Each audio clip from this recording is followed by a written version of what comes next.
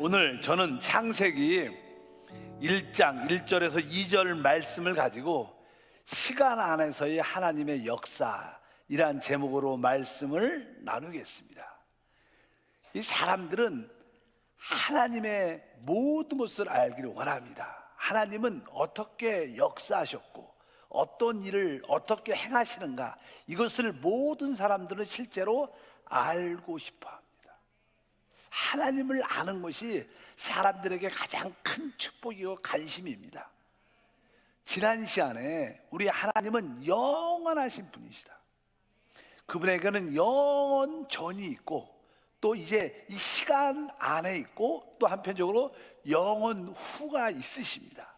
그래서 우리가 하나님을 알려면 그분이 영원 전에 어떤 일을 역사하셨는가, 그것을 우리가 기본적으로 알아야 된다.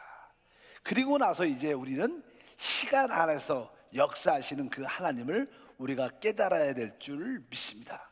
사실 시간 안에서의 하나님의 역사는 이제 이 우주가 창조될 때, 우주가 창조될 때부터 시작하는 겁니다. 시간이, 우주가 창조될 때 시간이 시작되죠.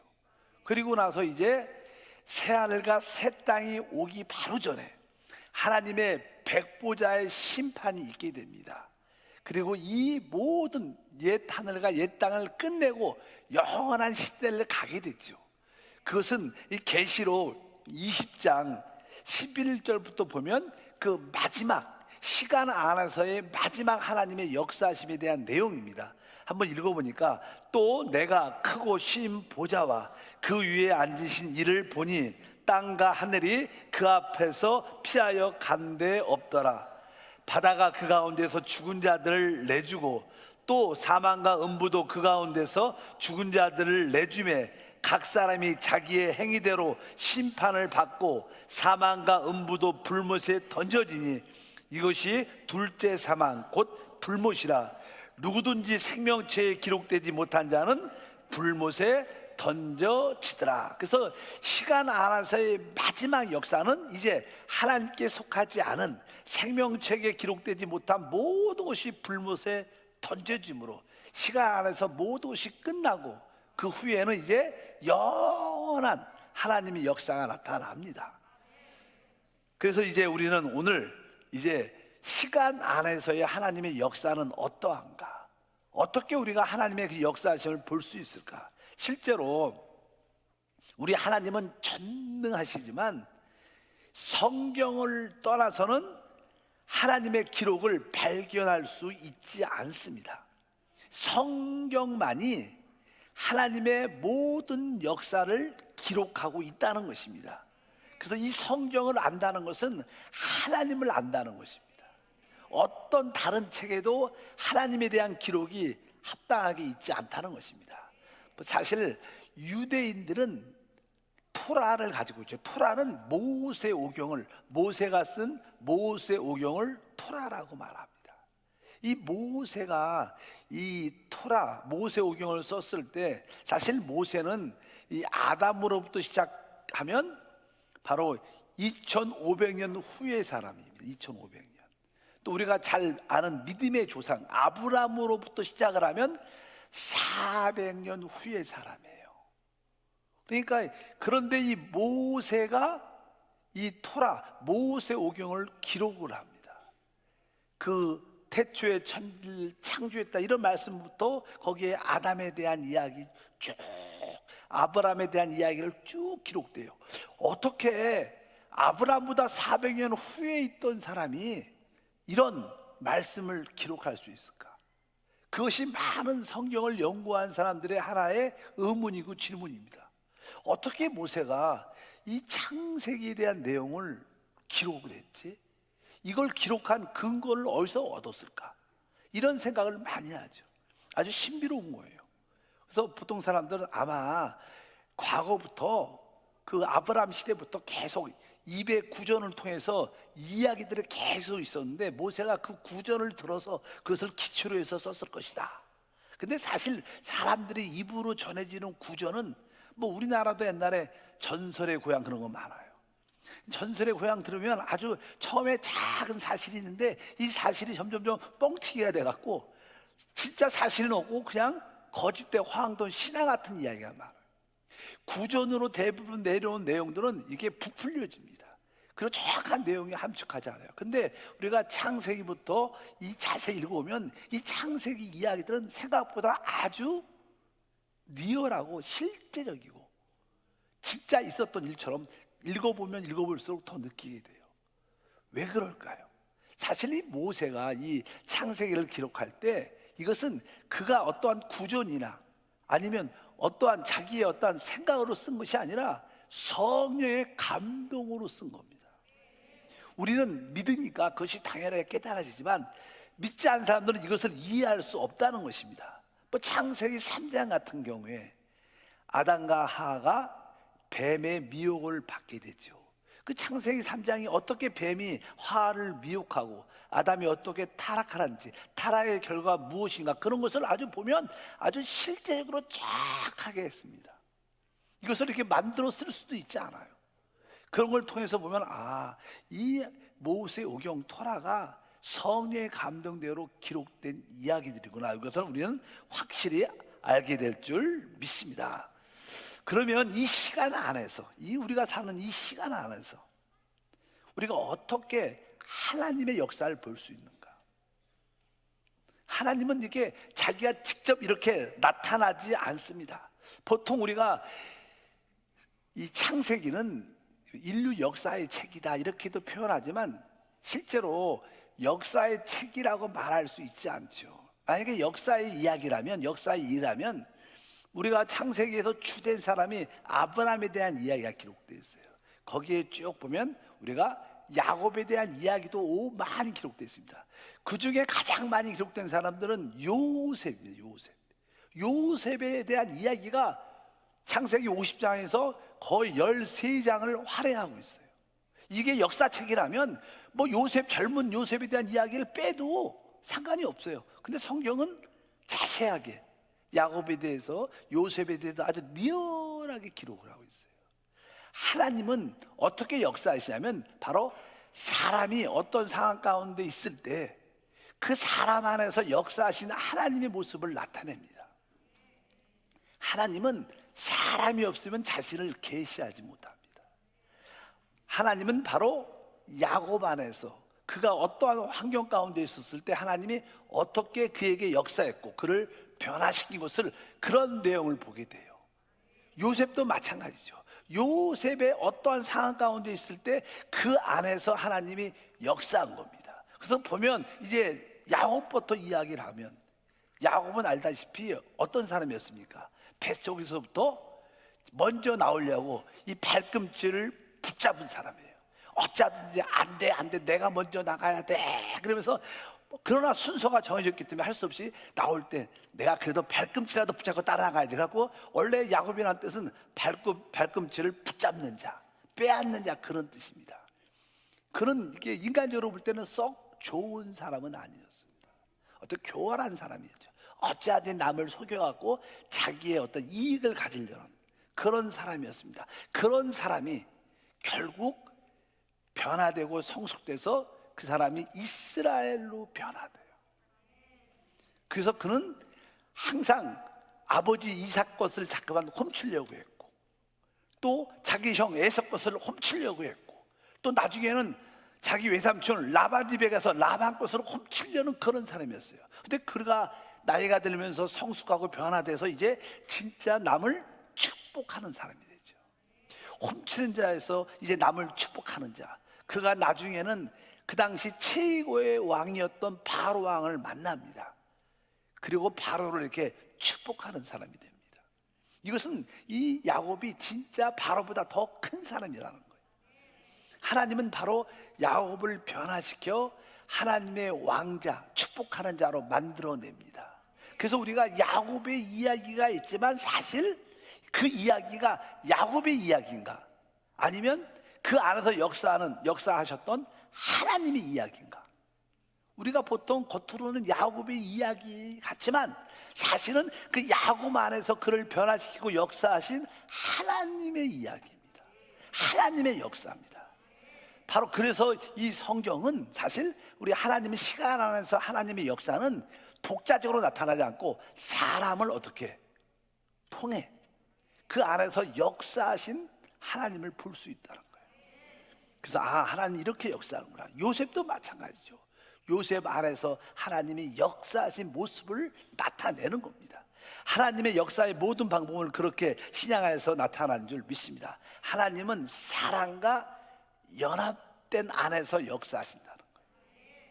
보통 우리가 영원전이라고 아까 영원전에 하나님의 역사는 아주 짧습니다. 이게 무슨 뜻인가? 우리 창세기 1장 1절 태초에 하나님이 천지를 창조했다. 태초라 그래. 태초는 뭐예요? 영원전입니다. 그리고 나서 이제 천지를 창조했다. 이때는 뭐예요? 시간 안의 역사를 말하는 거예요. 시간 안의 역사는 창세부터 시작되죠. 거기에 있는 많은 이야기들이, 많이 사람에 대한 이야기들이 많이 기록되어 있습니다. 근데 이 영원전의 이야기는 아주 짧습니다. 태초에 세 자밖에 안 돼요. 태초에 영원전에. 왜 하나님은 영원전에 하나님의 역사를 그렇게 짧게 기록했는가? 근데 시간 안에 하나님의 역사에 사람을 통해서 역사하는 것은 아직 기록되어 있는가? 하나님의 최고의 관심은 사람이에요. 우주를 만들고 우주의 역사 이런데 하나님은 그렇게 다 만드셨지만 그렇게 중요하지 않아요. 별로 그런 거 쓰고 싶어 하지 않아요. 하나님은 바로 하나님의 형상을 닮은 사람을 변화시켜 하나님으로 만드는데 최고의 관심이 있어요. 그래서 야곱이나 요셉이나 이런 사람들한테 많은 시간을 할애해서 성경을 기록해 놓은 거예요. 보통 우리 과학자들이라면 우주가 어떻게 창조됐지, 어떻게 만들었지, 이런 책을 쓰려고 수십 권 책을 쓰고 또 지금도 있어요. 그런데 관심이 있지만 하나님은 그런데 관심이 없습니다. 그냥 하나님이 그냥 빛이 있어라. 빛이 있어요. 설명 안 합니다. 중요하지 않아서 하나님 볼 때는. 하나님이 중요할 거는 바로 사람 안에서 역사한 그 내용이 중요해요. 결국 그 사람이 하나님을 닮게 되고 하나님화되는 그런 역사를 하나님은 원하신다는 거예요. 그래서 시간 안에서 하나님의 역사는 사람을 통해서 확실하게 나타날 줄 믿습니다. 창세기 같은 경우에 특별히 우리가 처음에 믿음의 조상 아브라함의 이야기가 나오죠. 그 아브라함에게 하나님이 그냥 찾아오는 이야기가 기록되어 있어요. 우리 창세기 18장 1절에 보면 이제 아브라함이 아주 어느 날 아주 정오쯤 덥죠. 이제 집에서 멀리 바라보는데 세 사람이 자기를 향해서 오게 됩니다. 그 중에 한 사람은 하나님이고 그 두 사람은 천사예요. 성경은 그렇게 기록되어 있어요. 18장 1절에 이렇게 기록되어 있습니다. 야훼께서 마브레의 상수리 나무들이 있는 곳에 아브라함에게 나타나시니라. 날이 뜨거울 때 그가 장막문에 앉아 있다가, 그러니까 야훼께서 이렇게 시작해요. 야훼께서 마브레의 상수리 나무들이 있는 곳에 아브라함에게 나타났다. 그러니까 여기에 보면 세 사람이 아브라함을 향해서 걸어오는데 그 중에 한 사람이 누구예요? 야훼, 하나님, 그리스도입니다. 또 그 사람은 천사로 와요. 근데 여기 보니까 하나님이 어떻게 아브라함에 나타나요? 사람으로 나타나요. 하나님은 진짜 하나님의 형상은 사람인 줄 믿습니다. 근데 원래 우리가 신약에 요한복음에 보면 태초에 말씀이 계셨고 말씀이 육신이 되는데 그분이 주 예수입니다. 우리가 성육신이라 그랬죠. 신약의 성육신이 처음으로 그분이 사람이 되셨는데 이미 창세기에 보면 하나님이 사람으로 오셨어요. 아브라함을 만나셨어요. 그러니까 아브라함이 멈삼지 않죠. 뭘 느꼈어요? 하나님이란 느낌이 있었죠. 그래서 빨리 그분들을 모셔서 발도 씻고 물도 갖다 주고 송아지도 잡고 대화를 이렇게 합니다. 우리 하나님은 그런 하나님이시에요. 이해가 안 가죠. 어떻게 그럴 수가 있어? 성육신 전에, 예수님이 성육신 전에 어떻게 사람으로 나타날 수 있지? 논리적으로 이해가지 않습니다. 그러나 우리 하나님은 그러한 하나님이십니다. 하나님은 우리 가운데 나타나십니다. 무엇으로? 사람으로 우리 가운데 나타나신 줄 믿습니다. 그리고 이제 두 천사가 이제 먼저 떠나가죠. 그리고 그 그리스도 우리 하나님 야훼분만 남고 아브라함과 대하다가 또 사라 너 내년에 아들이 있을 것이다, 이런 말씀도 그런 이야기를 합니다. 성경에 여러 가지 이야기하니까 그래 사라가 웃죠. 내 나이가 이제 다 생기도 끝났고 날 수가 없는데 어떻게 그런 말 하냐고 웃고, 그런 이야기도 자연스럽게 우리 주님이 하시는 이야기가 창세기 18장 13절에 말씀합니다. 야훼께서 아브라함에게 이르시되 사라가 왜 웃으며 이르기를 내가 늙었거늘 어떻게 아들을 낳으리로 하느냐. 이렇게 우리 하나님이 진짜 사람으로, 우리 하나님의 최고의 관심은 바로 사람과 연합돼서 사람으로 이 땅에 함께 하는 것인 줄 우리가 믿습니다. 그래서 성경의 주된 내용은 무엇이냐? 바로 사람 안에서 역사하시는 하나님이 그분의 역사라. 우리가 또 아까 말씀드린 것처럼 이 야곱 같은 경우에 야곱 32장에 보면요, 야곱과 하나님이 씨름을 합니다. 우리 많이 알죠. 약복관에서 씨름을 해요. 그런 이야기가 하나의 이야기처럼 우리는 들리죠. 그 당시 야곱은 되게 두려움 가운데 있었어요. 절망 가운데 있었어요. 왜? 이제 그 라반 집에서 도망쳐 나왔는데, 그리고 이제 근데 앞에서는 자기의 형이 에서가 자기를 죽이러 막 달려오는 것을 보게 됩니다. 그 절망과 두려움 가운데 있어요. 더 이상 야 어떡하지. 그래서 그가 아주 교활하니까 어떻게 해요? 먼저 부인을 다 앞에 보냅니다. 그리고 자식들을 다 보내고 강을 다 건너가고 자기는 안 건너가요. 그리고 나서 혹시 자기 형이 내 부인도 죽이고 자식도 죽이면 이건 진짜 이건 안 좋은 거다. 그리고 먼저 일단은 보냅니다. 아주 교활한 생각을 갖고. 그 자기는 그 넘지 않고 남아 있어요. 너무나 두렵고 절망 가운데 있으니까 그때 하나님과 씨름을 하게 돼요. 하나님과 씨름을 하죠. 그래서 하나님 나를 지켜주시고 나를 축복하시면 내가 하나님을 놓지 않겠습니다. 계속 하나님과 씨름을 합니다. 그러니까 하나님이 전능하지만 야곱을 이길 수 없음을 느끼고 결국 그분의 그 큰 파워로 그 환도뼈를 딱 치니까 환도뼈가 딱 부러지고 이제 평생 그 발을 절면서 살죠. 우리가 이런 이야기를 들으면 하나님이 어떻게 사람과 씨름을 할까? 그냥 이야기로 끊깁니다. 근데 실제로 지금도 우리 하나님은 여러분과 뭐요? 씨름을 하셔요. 오늘 아침에 아니면 어제 하나님은 여러분과 씨름하려는 그런 마음을 갖고 계세요. 근데 여러분들이 준비가 안 됐죠. 여러분들이 준비가 되면 당연하게 종종 우리는 마음속에 하나님이 우리 안에 너 이거 버려라. 그러면 우리는 아닙니다. 너 이거 버려라. 아닙니다. 이게 뭡니까? 여러분 내적인 씨름입니다. 계속 씨름하는데 대부분 사람들은 그런 준비가 안 됐어요. 진짜 우리가 절망 가운데 두려움 가운데 있을 때 그때 우리는 하나님을 붙잡고 참지. 아직 때가 안 됐기 때문에 주님도 씨름을 할 수가 없는 거예요.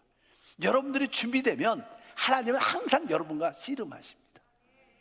그러니까 여러분들이 종종 하나님이 마음속에 진짜 나의 어떤 부족함에 대해서, 악함에 대해서, 죄에 대해서, 좋지 않은 것에 대해서 하나님이 버리라고, 포기하라고 계속 우리 마음을 부추깁니다. 근데 우리는 잠깐만 그래서 외면하죠. 밀어내죠. 아닙니다. 그런 소리 들으려고 생각합니다. 근데 여러분들이 진짜 절망 가운데 있을 때, 두려움 가운데 있을 때 이 문제가 하나님과 씨름이 돼서 된다 안 된다 결국 우리는 거기서 하나님을 진짜 만납니다. 우리 하나님은 그러면서 우리는 하나님을 어떻게 알아갑니다.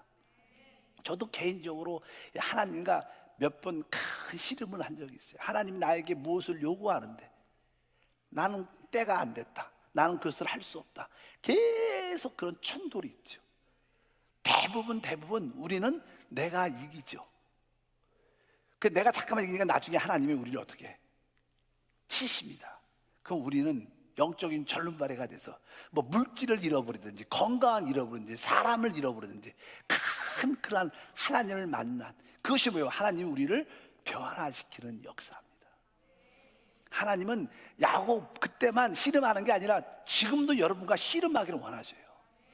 여러분들이 준비가 되면 그분은 항상 우리와 씨름하고 결국 우리가 그것을 포기하게 되고, 그럴 때 우리는 진짜 변화되고 성숙하고 이기는 자가 되는 줄 믿습니다. 그래서 시간 안에서의 하나님의 역사는 사람 안에서 역사한 하나님이시라는 거예요. 그러니까 사람이 없으면 하나님의 역사를 볼 수 있지 않습니다. 아까 아브라함 안에서 역사하신 그 하나님을 우리는 볼 수 있어야 돼요. 또 야곱 안에서 역사하신 하나님, 요셉 안에서 역사하신 하나님. 그래서 우리가 성경을 제대로 잘 읽어오면 요셉과의 관계에서 하나님이 어떻게 역사한 것을 보면 요셉이 이렇게 울 때 우리도 동일한 마음으로 눈물이 날 수밖에. 감동받을 때 우리는 성경을 읽을 때 감동을 받습니다. 왜? 그것은 실제로 우리 안에서 역사하신 하나님인데 우리는 성경을 그렇게 읽어야 돼요.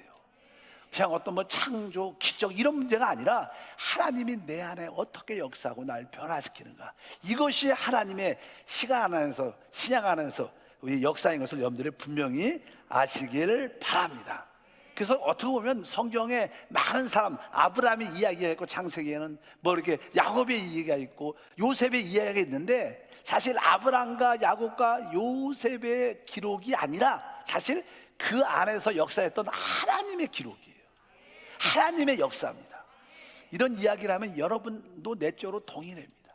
여러분도 하나님께 부름받았고 계속 하나님이 여러분 안에서 역사하고 여러분 안에서 말씀하십니다. 계속 그런 변화의 역사. 그래서 여러분들은 내적으로 하나님을 느끼고 체험하고 알게 돼요. 결국 여러분들이 하나님과 하나 되는 역사, 그것이 하나님의 뜻과 목적의 완성인 줄 믿습니다. 우리가 이 땅에서 좀 잘 살고 잘 먹고 좀 좋아 인정받고 그런 거 그렇게 썩 중요하지 않아요. 다 과정입니다. 별로 오래 가지도 않는 겁니다. 그러나 여러분 안에서 역사하신 그 하나님의 내용, 그것만이 영원할 것이고 결국 여러분들은 다 하나님의 이스라엘이 될 거예요. 하나님의 왕자가 될 것이고 그분과 함께 이 우주와 이 땅을 다스리는 축복된 역사가 우리 가운데 함께 할 줄 믿습니다. 아까 그랬죠. 왜 창세전에 하나님의 이야기는 짧게 기록되어 있는가? 우리 과학자들은 그것이 중요한데 우주의 생성, 시작이 어떻게 되는 그런 데 관심이 많은데 하나님은 그런 게 간단하게 써놨어요. 하나님한테 별로 중요하지 않아요. 왜? 거기는 사람이 없어요.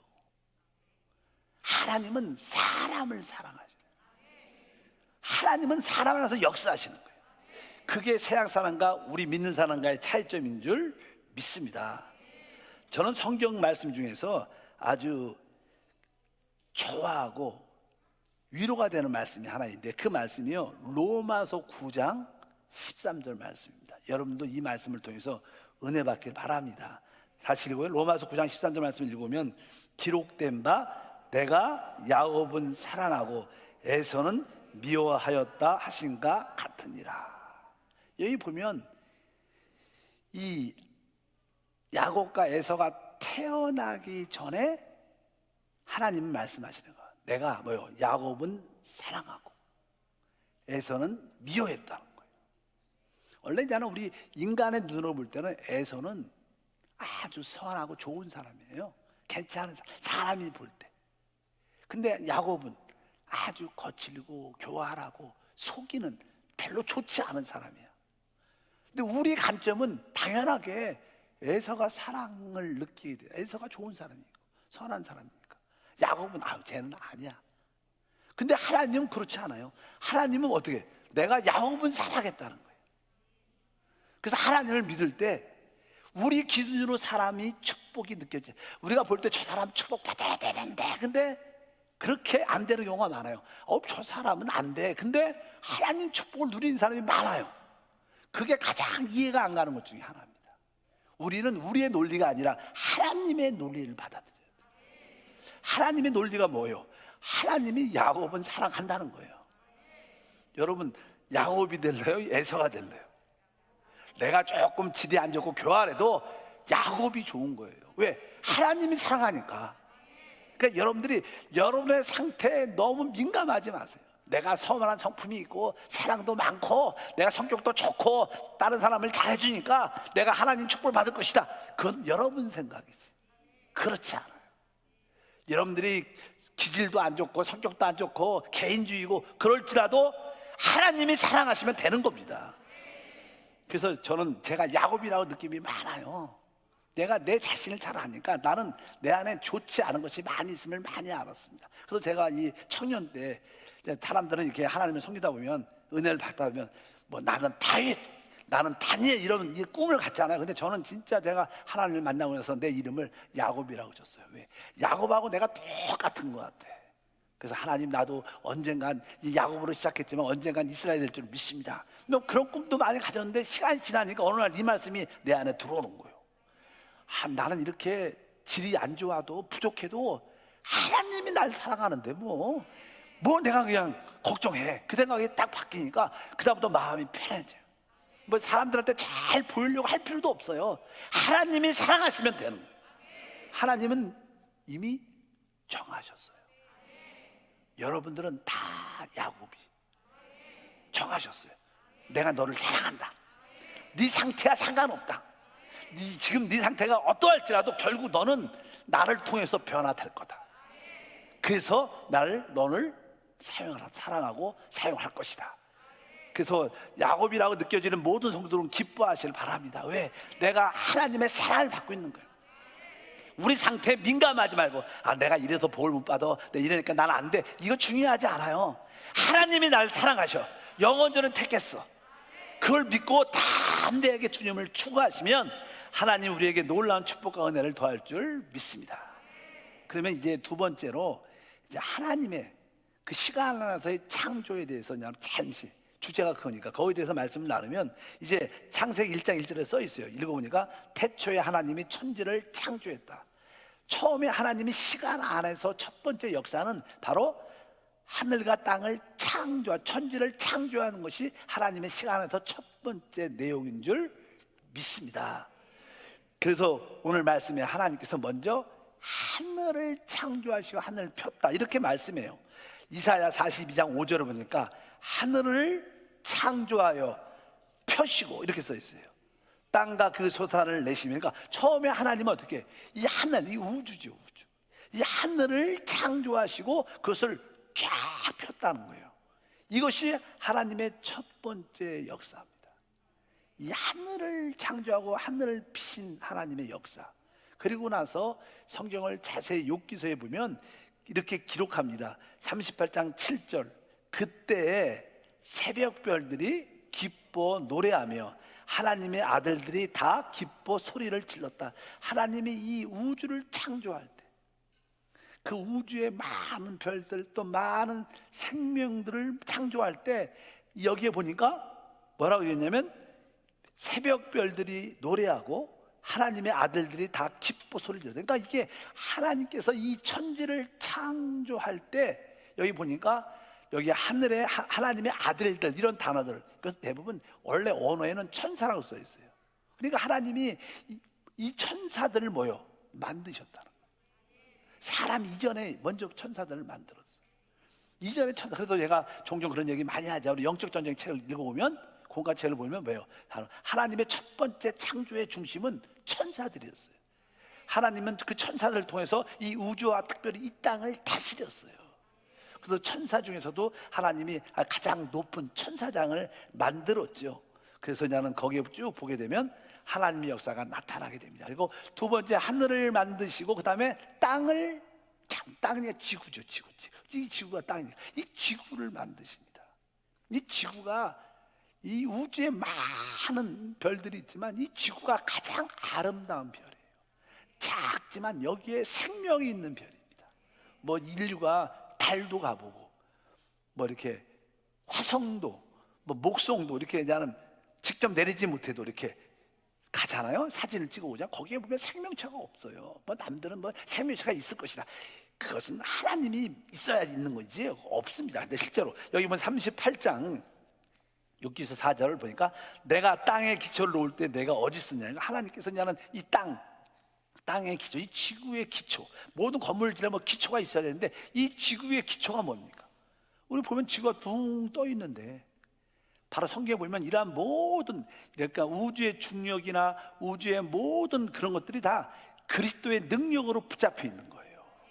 진짜 이 땅의 기초는 그리스도입니다. 그리스도를 통해서 이 모든 별들과 행성과 혹성들의 모든 거리가 유지되고 뭐 자전하고 공존하고 이런 모든 것들이 바로 주님의 능력으로 붙잡혀 있는 줄 믿습니다. 하나님이 그리고 이 땅에 많은 소산들을 만들어내시면서 왜 하나님이 이런 지구를 만들었는가? 사람 살기 좋게. 하나님의 핵심은 누구예요? 항상 사람이에요. 그래서 이 땅을 만들 때 사람이 거주하기 좋게 하나님 만드신 줄 믿습니다. 아마 우리가 달에 가도 살지 잘 못하죠. 뭐 과학자들은 꿈과 환상으로 거기도 기지를 건설하고, 그렇지만 실제로 그것은 쉽지 않은 실제로 이야기들이고, 진짜 하나님은 이 지구가 진짜 사람이 거주하기 좋은 최고의 땅이 될 것을 확실히 믿습니다. 그래서 사람들이 마음껏 살 수 있도록 하나님이 그러한 것을 만드셨다. 그래서 하나님은 이 지구가 진짜 아름다운 거예요. 성경에 보면 하나님 보시기에 좋았더라. 또 에덴 동산에 보면 아름다움, 이렇게 보기에 좋은 아름다움. 이 사람들은 이 아름다움을 기뻐하죠. 최고의 오락은 아름다움을 보는 거예요. 아름다움. 그래서 우리가 많은 사람들이 관광도 많이 하다, 관광을 이렇게 하다 보면 아주 외국에 뭐 폭포든 뭐 자연이든 놀라운 산이든 어떤 거 보면 진짜 자연이 아름답구나. 근데 그 중에 가장 아름다운 게 사람이에요. 우리가 자녀들 보면 자녀들이 태어날 때 그 경외감, 아이를 출산할 때요, 진짜 그 현장이나 가까이에서 딱 보면 이 전율을 느끼죠. 생명이 태어나는 거예요. 그리고 아이들이 자랄 때 보면 얼마나 이쁜데, 뭐 사실 생명이 태어나는 거 뭐 개도 그렇고요. 우리가 증거하는 지들이 태어날 때 조금 새끼들을 보면 새끼들은 다 이쁜 거예요. 모든 짐승의 새끼들은요 진짜 다 왜? 생명의 경외감이 있는 거예요. 나무들, 근데 최고의 아름다움은 사람입니다. 특별히 하나님이 사람을 볼 때, 그래서 저도 종종 이렇게 성도님 얼굴을 자세히 보면, 또 이렇게 멀리서 보면 다 이쁜 것 같아요. 젊었을 때는요 이쁜 여자만 이뻤어. 근데 나이가 드니까 다 이뻐. 그냥 사람이면 다 이뻐. 하나님이 그런 마음을 우리를 보지 않을까. 옆 사람과 인사합니다. 사람이면 다 이쁩니다. 이쁜 여자만 이쁜 거 느끼는 것은 정욕이 가득해서 그런 거. 진짜. 그러니까 나이가 들면 다 이런 것이 빠지면 진짜 모든 사람이 다 아름다워. 하나님은 진짜 우리를 진짜 아름답게 보셔요. 그래서 여러분들이 그 하나님의 아름다움을 마음껏 누리길 바랍니다. 그리고 나서 근데 이제는 거기에 첫 번째 창조, 시간 안에서 창조에서 첫 번째 중심은 천사인데, 그 중에 천사장이 있죠. 우리가 보통 이제 우리가 사단이라고 말하죠. 그런 뛰어난 존재로 하나님이 그를 창조했다고 말씀해요. 이사야 14장 12절 읽어보니까, 너 아침의 아들 계명성이요 어찌 그리 하늘에서 떨어졌으며, 너 열국을 엎은 자여 어찌 그리 땅에 찍혔는고. 너 아침의 아들 그리고 계명성. 원래 계명성이라는 단어는 우리 한국말은 샛별이죠. 샛별. 그러니까 이제는 계명성은 이 말을 이제는 라틴 말로, 원래 이제는 히브리 말로 성경이 써 있어요. 히브리 말로 이제는 그 라틴 말로 번역을 하게 돼요. 그때 라틴 말로 번역할 때 이 계명성을 루시퍼라고 번역을 했어요. 그래서 그냥 보통 우리가 이제는 루시퍼 그런 이야기를 많이 하죠. 어쩌든지 여기에 보니까 너 아침의 아들 계명성이니까 아침의 아들이니까, 아침에 보면 아침이 새벽을 깨우는 건 새벽의 아들이니까 하루의 시작, 가장 처음 뜨는 별들이죠. 그러니까 이 천사장이 가장 먼저 만들어졌고 가장 높은 위치에 있었다는 그런 뜻도 갖고 있습니다. 그는 바로 하나님의 에덴 동산에 있었던, 하나님의 하늘에 있는 하나님의 에덴 동산에서 하나님을 가장 가깝게 섬겼던 최고의 높은 제사장이었어요. 그는 또 한편적으로 왕권을 가지고, 왜? 하나님을 대신해서 모든 걸 다스리니까 그에게는 왕권이 있어요. 그가 만들어질 때 이렇게 만들어졌어요. 이 게스레 28장 13절에 보니까, 내가 옛적에 하나님의 동산 에덴에 있어요. 여기 하나님의 동산은 바로 하늘에 있는 하나님의 에덴 동산을 말합니다. 각종 보석으로 단장하였으며, 그가 창조될 때 아주 보석으로 치장됐다는 거야. 놀랍게 놀라운 빛나는 존재였다. 그리고 내가 지음을 받던 날에 너를 위하여 소고와 비파가, 음악이 준비돼서 그는 왕으로, 항상 왕들이 이렇게 입장할 때 막 이렇게 나팔 같은 거 불지 않습니까? 그러니까 그가 왕권을 갖고 창조됐다는 거예요. 어차피 그는 왕권과 최고의 하나님을 가까이 섬기는 대제사장권을 가지고 있어요. 근데 그렇게 놀랍게 만든 자가 마음에 교만이 들어서 하나님에 대해서 대적하고 반역하고 하나님과 동등함을 취하는 타락을 하게 됐죠. 그 타락에 대한 이야기는 성경에 쭉 기록되어 있습니다. 그것 쭉 보니까 어떻게 타락했는가? 그게 다른 게 아닙니다. 바로 내가 하나님과 동등되겠다, 내가 하나님과 비치겠다, 내가 더 하나님과 높여지겠다. 항상 이 내가라는 단어가 들어가면 안 좋고, 내가 하겠다, 내가 할 것이다, 내가 할 것이다. 그것은 뭐예요? 교만을 상징해요. 우리 아이들을 키우다 보면요, 종종 애가 조금 자라요. 그러면 나는 너 이거 내가 엄마가 이거 해줄게. 그러면 아니야, 내가 할 거야 하고 쫙 뺐잖아요. 이 타락의 본성은 뭐예요? 내가 합니다. 그게 교만한 거, 스스로 하겠다는. 이 사탄은 결국 하나님께 심판을 받게 됩니다. 그래서 하나님께서 그를 심판하죠. 근데 이 사단이 타락을 할 때는요, 천사의 자기 시야에 있던 천사의 3분의 1도 타락하고, 또 이 땅에 그때 만들어졌던 아담 이전에 만들었던 생물들이 있었죠. 생명체들도 다 같이 타락을 했어요. 같이. 그래서 하나님께서 이 우주를 심판하죠. 이 땅을 심판하죠. 그래서 어떻게 돼요? 창세기 1장 2절에 오면 땅이 혼돈하며 공허하고 흑암이 깊음이 있다, 이렇게 말하는 거예요. 그러니까 이 사단의 배역과 타락으로 하나님의 심판이 임했기 때문에 이 우주가 어두워졌고, 이 땅은 하나님 심판으로 물로 가득 덮여졌어요. 이것이 사실 시간 안에서의 가장 먼 시간 안에서 이루어진 역사입니다. 이 땅에 나타났어요. 그러나 하나님은 결국 그것을 어떻게 회복하는 역사를 이루시는 줄 믿습니다. 그래서 우리가 하나님을 섬길 때 우리는 절대로 교만해서는 안 되는 거예요.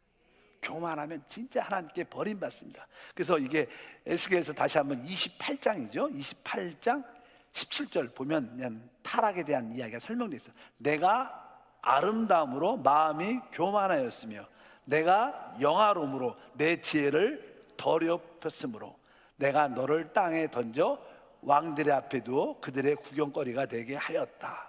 이 사단이 너무 자기의 아름다움에 도취돼서, 또 그가 이 우주와 이 땅을 최고의 높은 자로 다스리고 있기 때문에 내가 진짜 영화롭구나, 그렇게 내가 그래서 교만해졌다.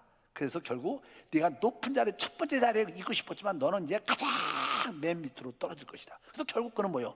무적에게 영원한 불못으로 가장 깊은 곳으로 떨어져요. 그것이 뭐예요? 하나님의 심판인 줄 믿습니다. 또 이사야 14장 13절도 마찬가지입니다. 읽어보니까 내가 내 마음에 이르기를 내가 하늘에 올라 하나님의 뭇별 위에 내 자리를 높이리라. 내가 북극 지폐의 산 위에서 앉으리라. 뭐 북쪽은 가장 높은 곳입니다.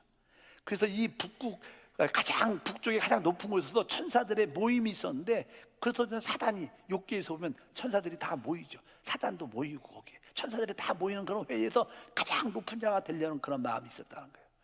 그것이 바로 하나님의 심판을 초래했어요.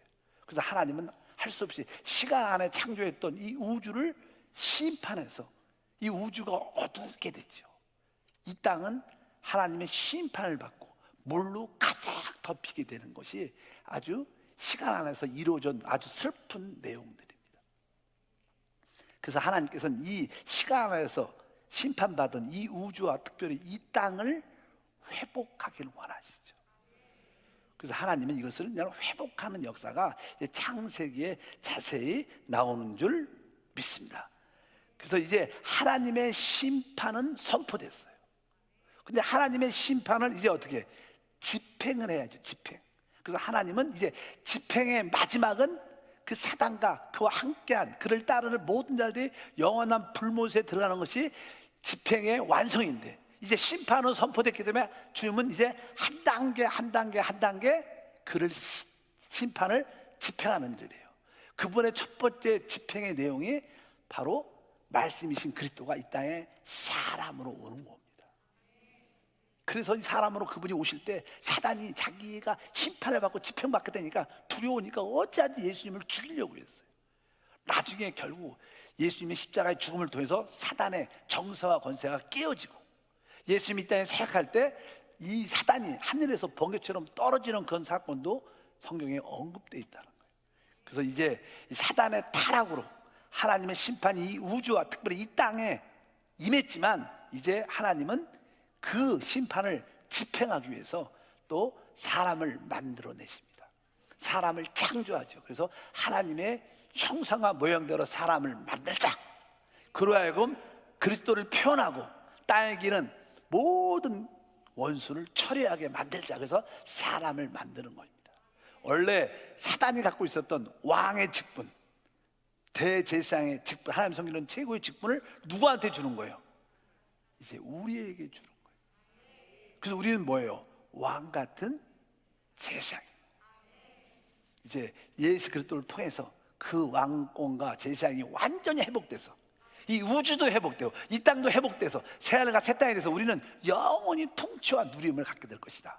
이것은 하나님의 회복의 단계인 줄 믿습니다. 주님은 바로 이 땅에 그 일을, 원수에 대한 집행을 하나하나 한 단계씩 집행하러 이 땅에 오시는 역사가 시간 안에서의 하나님의 역사인 줄 믿습니다. 다음 주에 계속하겠습니다. 하나님 아버지 진심으로 감사합니다. 우리는 진짜 하나님의 역사를 알기 원합니다. 하나님은 알기 원합니다.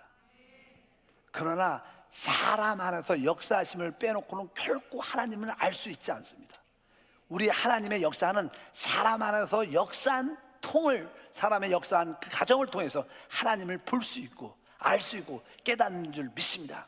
그것이 아브라함뿐만 아니라 야곱뿐만 아니라 요셉뿐만 아니라 우리 자신에게도 우리 하나님이 계속 역사하고 있습니다. 우리 안에서 환경 가운데 역사하신 그 하나님을 만지게 도와주시옵소서. 우리 가운데 역사하신 그 하나님을 체험하게 도와주시고 그 하나님을 통하여 우리가 온전히 변화받아 잃어버린 왕권과 제사장권을 회복하여 하나님의 뜻과 목적이 이 땅에 온전히 집행되기를 소망합니다. 주여 영광 받아주시고 우리 한세교회가 그 하나님의 형상 주권을 회복할 줄 믿습니다. 주 예수 이름으로 기도함나이다.